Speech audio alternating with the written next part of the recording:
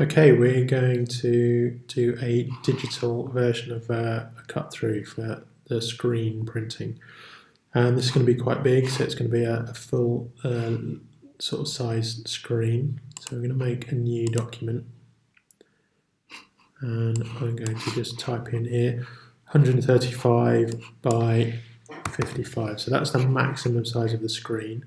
The actual image is going to be a bit smaller because we've got some registration marks to go down the side. So actually our finished thing will be 133, the image itself. So we'll put some guidelines in there.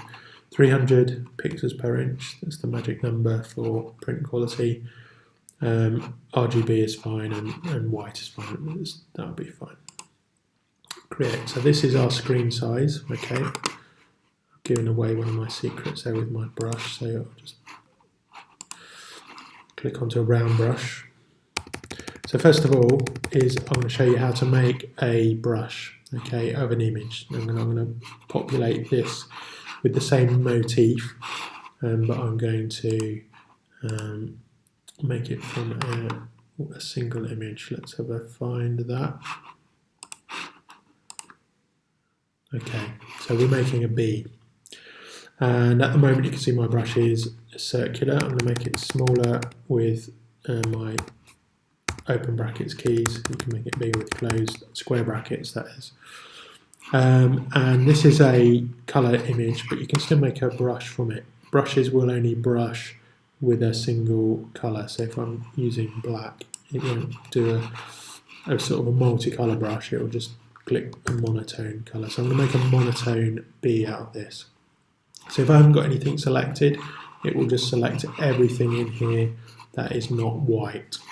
So I'm going to go to Edit, Define Brush Preset, and we'll be looking at this as well in a bit. And that's just basically, you can see what it's done. It's made a little bee and it's given it a certain size. That's the size of the actual bee across in pixels. And we're going to call it bee brush, and I've already made one of these earlier, so I'm going to have two bee brushes. And you can see that's my brush. It's just printing black bees because I've got black selected. If you paint, you can use it as like a stencil. And if we pick a different colour, we can do red bees. Okay, we can change the colour, but it will only ever print one single colour. Okay, it's a monochrome image. So let's close that. Don't save it because we want to keep our original bee. And I'm going to start painting bees on here. So I can still make the brush bigger or smaller using my bracket. And what I don't want is a series of images like this. I want some variation. So I'm going to, I mean, you could make a nice pattern actually like that, but I'm not going to do that. So let's undo all of those guys. And I'm going to go to our brush settings, which is either here if you have your brush selected, or it's here if you haven't got your brush selected. And I've got my bee brush. If you make the brush, that will come up, but this is what I'm selecting. So this is this one here. I can change the characteristics of anything else, but I want to change the bee one. So I'm going to go to Shape Dynamics, and I'm going to make the size alter slightly. So I'm going to randomize the size. So if I do this, let's make it bigger to start with. Okay, so it's got a roughly 20% variation in size. So every time I click, okay, it's going to make some slightly bigger ones, some slightly smaller ones. And I might want a bit more variation than that. Let's put it up to 30, see what that does. That's better. Maybe a bit more. Okay, so every bee I do is going to be a slightly different size, and that's good. That looks like a nice swarm of bees, but I'm going to have them spinning around as well. So I could, if I want them all to face in a similar angle, just jitter the angle a little bit, and each time I click you'll get a bee facing a slightly different direction, but they're all facing roughly in this plane. Okay, so I'm going to have a completely random bees, and I'm going to have a 360 degree. So if you click on 100%, every time you click, let's use a different colour, you're going to get a different size and a different rotation. So that's what we're going to do, but we're just going to use plain black. So select our default colours, black and white, close this, let's clear this away. Okay, so let's fill it with white.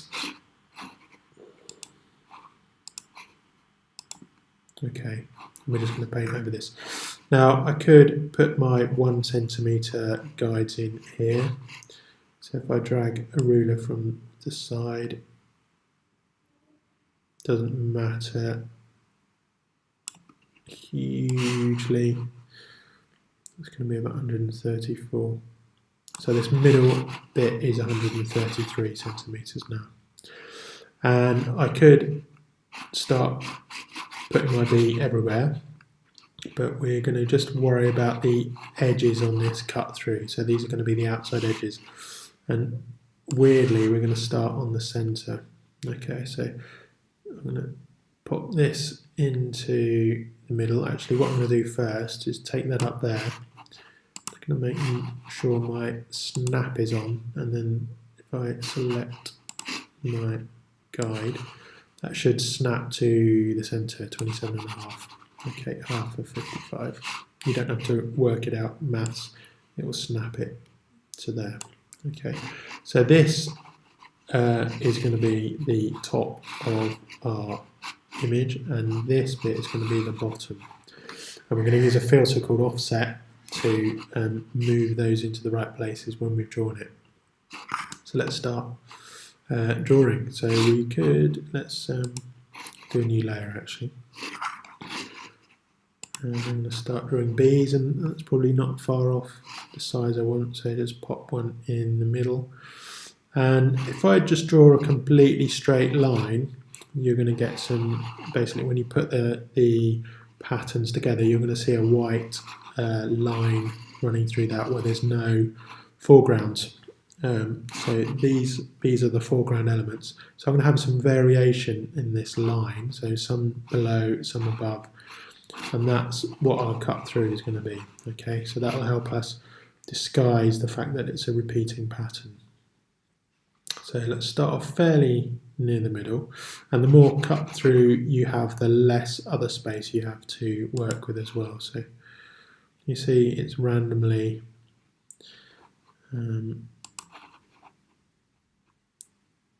rotating and resizing.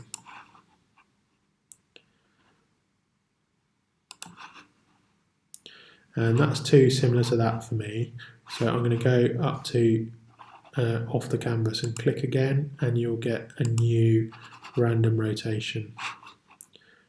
And that will do. So that's going to be slightly up. And this one's going to be slightly down. And I'm going to do a small one here, but I'm going to actually make it smaller. Okay. So our cut through is going to look a bit like this. So it's going to go like that, and I'm going to draw that in as a rough guide. So I'm going to do a new layer. I'm going to take my B brush off, go to the standard round brush. That's about right, that's fine. And I'm going to turn my snap off. So sometimes if you draw a line close to a guide, it snaps onto it, so we don't want that.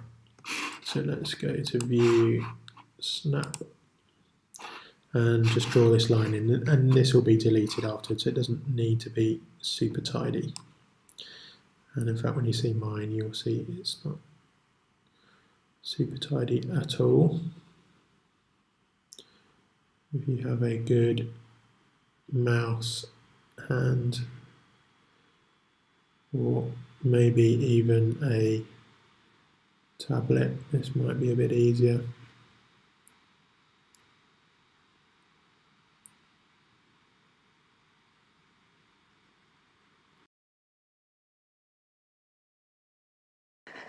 Okay, so we've got our cut through indicated here, and we're going to need to account for this cut through in the dimensions of the document, because each of these little bits is actually going to sit on top of what we've got left. So we need to trim away the difference between this top line and the bottom line. And I'm going to just move these rulers down to the top of that. And that's the peak, and the trough is about here. Okay, so we need to trim this off the document size. And it didn't particularly make sense to me when I was doing it the first time until it worked. So hopefully, as we go through it, it will become apparent why we need to trim this amount off. So now I'm going to make this into, I'm just going to flatten this. Okay, so I'm going to merge those layers. And there are various different ways of doing things with smart objects, but because we're using the offset filter, this is the most reliable way to do it. So first of all, we're going to do that trimming. So, and that's in canvas size. And actually we need to measure how much we need to trim first. So let's cancel that. Got a ruler tool here. Could be hidden under your eyedropper tool possibly, so you have to press your icon down, hold the mouse button down and navigate to your ruler. And then we're going to measure this distance. So we'll just click there, hold shift, or you'll get this and that'll make a longer measurement. And the shift constrains it to horizontal or vertical. And when you're over that, just let go. That tells us 19.72 centimeters this is in. Sometimes this might come in a different measurement, so you might want to click on and off this until you get your centimeters back. And then we're going to click on the canvas size. And as long as we've got this relative thing on, we won't have to do any maths. We can just type in this number here into the height, because we're trimming it a bit off the top and the bottom. So, and it's going to be trimming it, so it's minus 19.72. And it says we're going to trim some off the top and the bottom. We're going to be happy with that. That's okay. So now we're going to make these B's appear on the edges, and we're going to fill the centre bit in. And the way we do that is with the offset filter. And it's right down the bottom here. It's hidden away. Probably doesn't get used by many people apart from people doing this type of thing. And you can see what it does actually almost immediately. So if I zero these back, we're not going to worry about the right or the left hand sides because we're only repeating the pattern on the top and the bottom. If I move that down, you can see that as soon as it goes off the bottom there, it starts to come back on the top. That's because this wrap around is selected, and that's default. So okay, and you can do it bit by bit until it lines up, or you can drag down to the center from the top with your cursor, with your mouse button, and this will tell you how many pixels. We don't want any left or right actually, so we just center that. That's what we want. So we're going to OK that.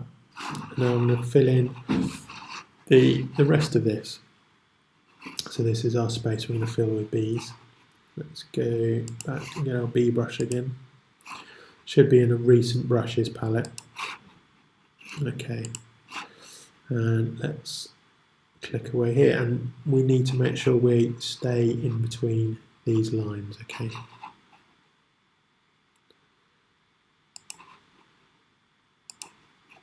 And I'm going to try and fill this up so it's not apparent that there's any white gaps. And that's the key, I think, with scatter patterns. It wants to be random, but nothing wants to show out too much. I'm going to make this a bit smaller physically with my square brackets keys.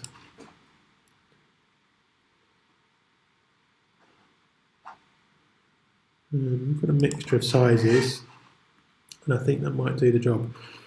So now I need to make this into a pattern and then tile it. So I'm going to select all of this and then lay it next to each other and see if it works. So edit, define pattern, and that will select the whole canvas. Okay, we don't need to do a selection. If there's no selection, it will select everything. Define pattern. And this is going to be repeat bees. I'm going to OK. So now let's test this out. New document. And we're going to make it roughly twice as big just to give us a good idea. So 135. This is one I did earlier actually in preparation, but you can type in. So 135 wide, 110 high. Make sure it's still 300 pixels per inch and click create. So we could fill it with a pattern this way, but we're going to do a layer fill, which has got some advantages. Okay, so it picks your most recent pattern. You can pick the patterns by picking these, okay? And you can move things up and down, so if it's not quite lining up, and in fact you can move it left and right as well, but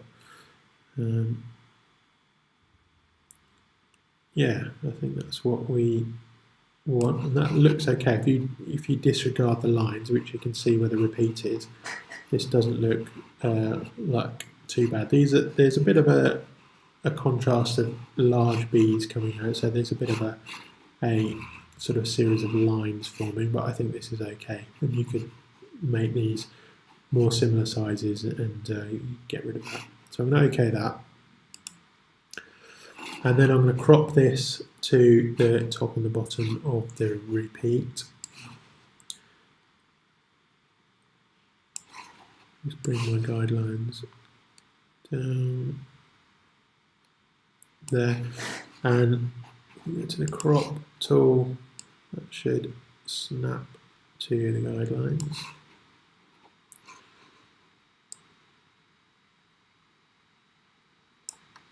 Okay, so press enter or press the little arrow key, and we want to get rid of anything that's not that's outside these lines. So we could mask it off, but to be honest, we can probably just erase these because it's just simple black and white. So I'm going to select these and flatten them down, merge layers, and rather than use an eraser, we can just paint white on these, make sure white's selected.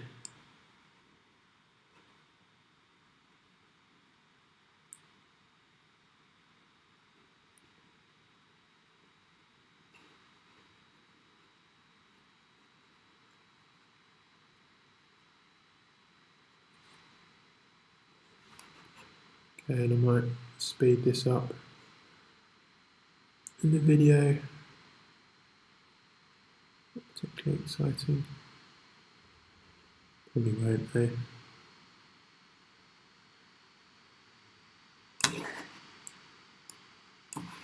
Okay, and everything underneath it as well.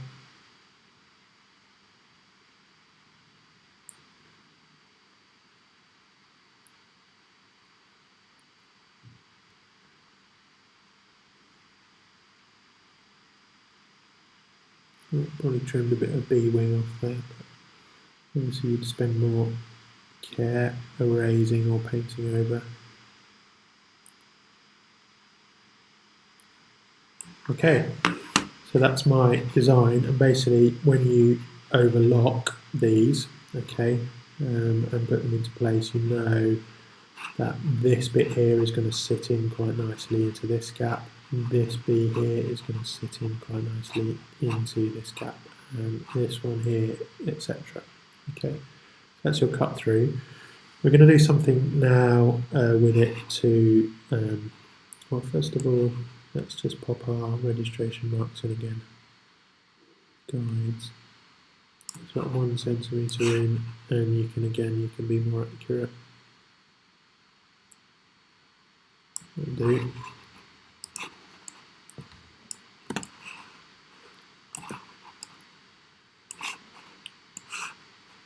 Roughly in the centre. So let's look at this. And in fact, if we measure this now, image canvas size is not far off actually. So let's trim it down because maximum is 55. Okay, so let's turn this relative off and just change this to 55. Okay, and that was just going to trim a tiny bit off the top and the bottom. Okay, so that's fine. So let's put our registration in, and let's make snaps on. This is going to snap to the centre, and the registration marks are going to be roughly central. Let's zoom in to here, pick a tiny brush. It doesn't have to be tiny, but it just has to be small enough. Let's say 10. That'll do. And I'm going to draw with black. And I'm holding my shift key down to get straight lines, and constrained as well to horizontal or vertical.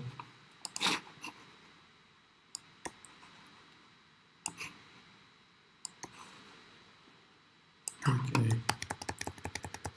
registration marks. So at the moment, if we wanted to print this off, we could just have some single colour bees, but we're going to have a 2-colour design. So I'm going to show you how to simulate that 2-colour design. So at the moment it's in RGB mode. We're going to go to a mode called multi-channel, okay, and that's where you can start to put different coloured spot colours in.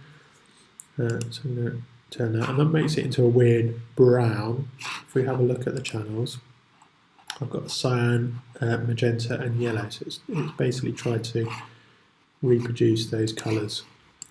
We only want 2 of those, okay, so if I turn off the cyan and the yellow, we can see that this is a single colour. Let's have a look at the cyan.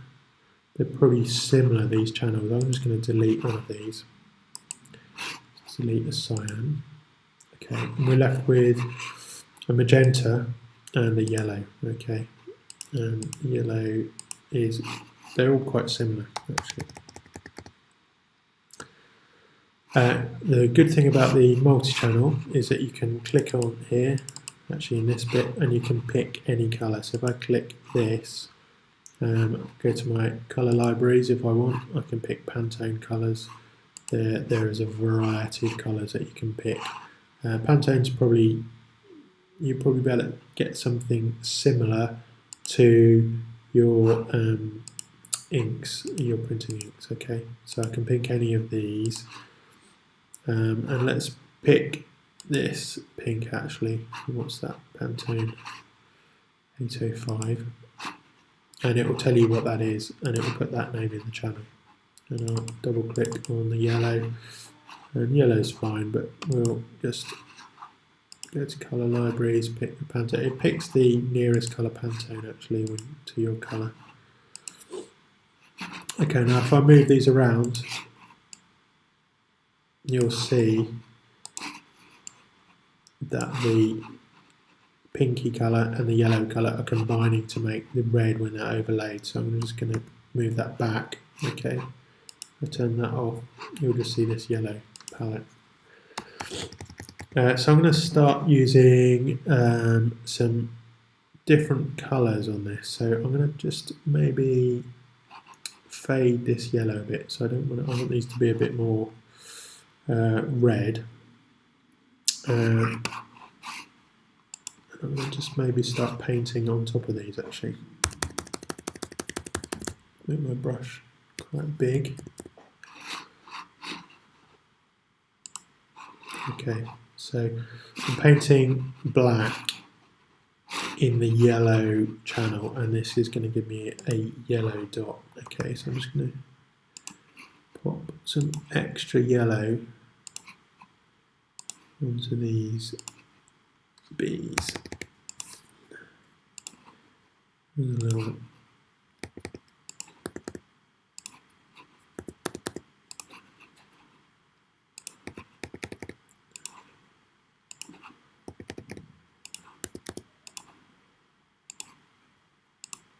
okay, and I can do the same with this as well. So if I pop this, it's going to give a pink overlay, but where the two solid bits overlay, there's just a solid bit of red, which is these two colours combined. Okay.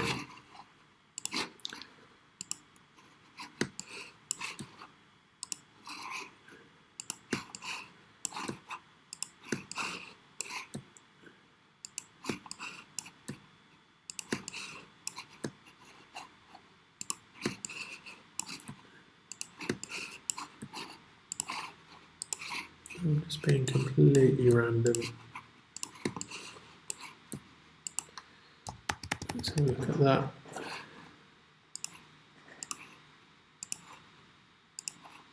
And let's put some white dots and see what that does. Okay.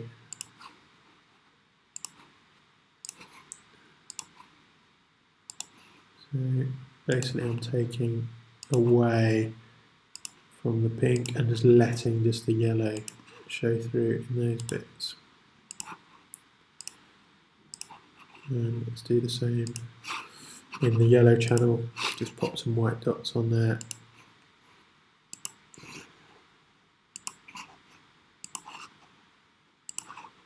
And it's all a bit random.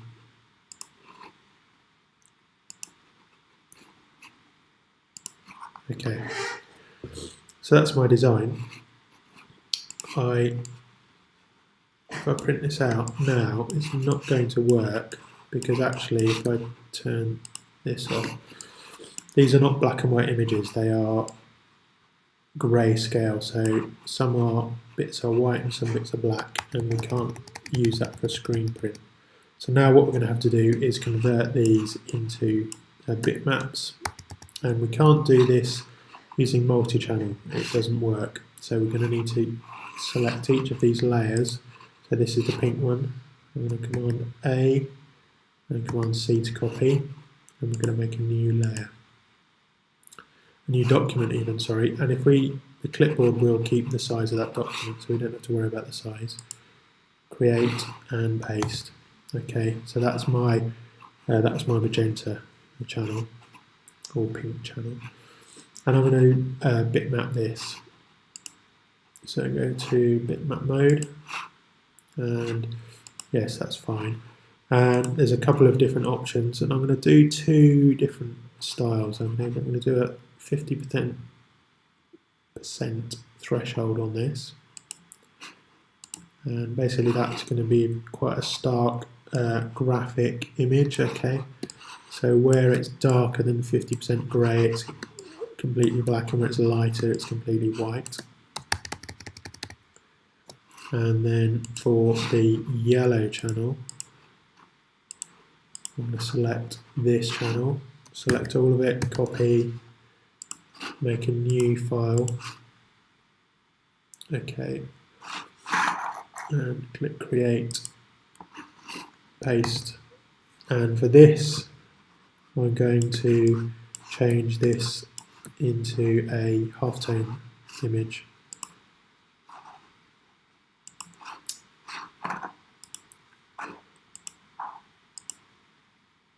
Which is going to give me more variations, and we'll keep it at 300 for this. It's going to be quite a coarse screen, but I think that will help the image. We're going to be round, and we're going to say 40 lines per inch. Doesn't really matter about this angle, but 45 is fine. And OK that, and you can see basically that gives it a newsprint type style look. And now we can't just paste these bitmaps back into here, we need to change them to grayscale first. And in fact, when we want to print them out to the printer, we need to make these into grayscale as well. So image mode, grayscale, and size ratio 1, so we're going to take it back completely. Image mode, grayscale, that size. So they're still black and white images, they're solid black or solid white, but they've just gone into a different mode that Photoshop can use and the printers can use. Okay, so I'm going to select all of that. This is the magenta one, copy that, pop it back into here. So I'm just basically going to paste this, and because I've pasted it, it's going to completely go over the top. So this is how it is in the grayscale, and this is how it is after it's been bitmapped, converted back into grayscale. I'm going to do the same with this yellow channel. Command A, copy, paste it back into this channel. And at the moment, say shades of grey, paste it back, and it's gone into that bitmap image. Okay, so that is my image. There's a couple more things we need to do. Okay, we need to put some colour dots in, just so we know what the colours are. And we'll put them in each separate channel. So we're going to select black. Let's get a nice round brush. That's a bit big. Try that a bit bigger. That will do. So I'm going to put 2 in my colour here, and I'm going to do 2 in my yellow. So the first one is going to go over here, and then the first one is going to go over here. And you can see when I mix them together, I should get a red. So you should be able to get these 3 colours out of these 2 primaries, these yellow and this pink. I'm also going to just say it's easier for when we print these out onto black screens. I'm just going to put the names of the colours on their respective palettes as well. So let's do this, and let's just type in pink.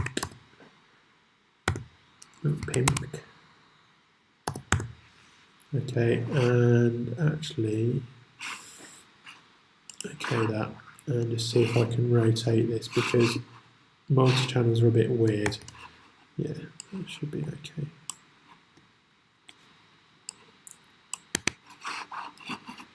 And in the yellow channel, I'm going to do the same thing.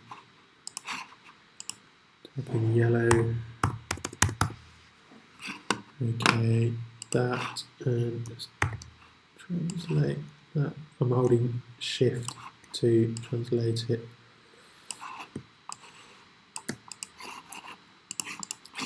Apply that. Okay, and then just deselect that. And if we just say we've got the yellow in the black, it's printed in black, but it's on the pink channel. This pink is in black, but it's on the pink channel there. So that's it really. That's your 2 channels. In fact, this is quite good. You can see if by moving these 2 channels around, you can see what it would look like if it wasn't registered properly. Okay, so I can just move that, and in fact you can see what it's it's doing. So if we make sure these crosses line up, then the designs will line up. Okay. In this particular design, it doesn't really matter if it's not registered too well because it's pretty abstract. But there we go. So we'd save this, and we'll save it as a B repeat multi-channel. Put it onto my desktop. It's spot colours, so we don't worry about other colours. And there is a way of saving both these channels as grayscale. So off the top of my head, I can't remember how to do that. So maybe it's under the scripts.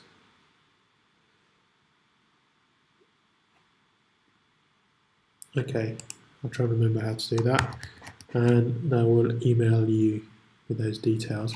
But basically we need to just copy and paste these into, and they're the same as these other documents, except they've got our select all, copy, they've got our registration marks on them, so they're the same as these, not that one. Make sure I've got the yellow one selected, Command all, Command C, and then paste it over the top, and that should be identical, except you've got these details down the side, and you could have written these in, actually, to be honest, on these as well. And we'll save this, save as, and we can save it as a TIFF, because that's what our printer likes.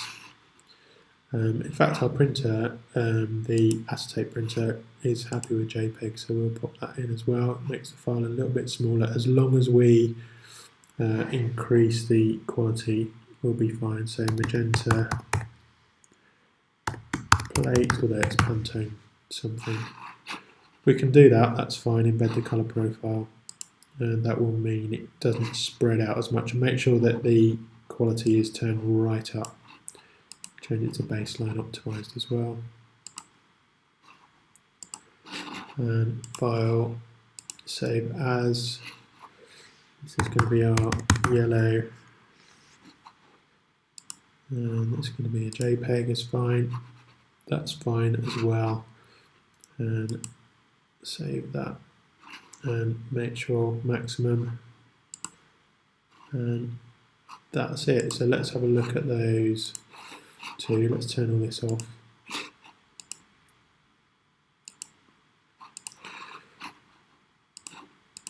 So magenta plate, that's good, and this is our yellow plate.